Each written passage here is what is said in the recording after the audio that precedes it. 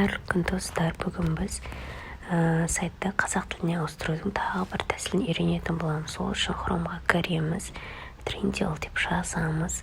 Міне бірінші тұрған Trendyolды таңдаймыз. Осыны кіру арқылы біз міне сайтқа прямой кіреміз. Және де төменде турецкий, русский деген жазулар тұр. Сол жазуға барамыз.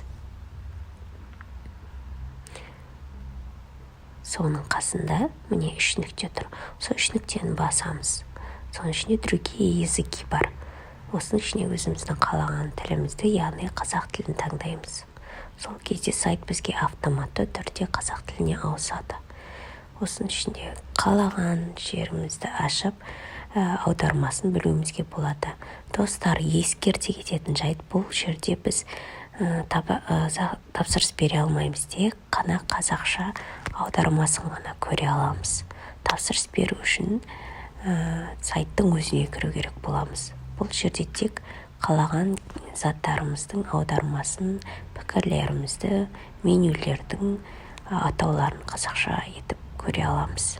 Мысалға, міне барлық сайт полностью қазақшаға аударылды. Кез келген жерін оқып, пікірлерін көруімізге болады.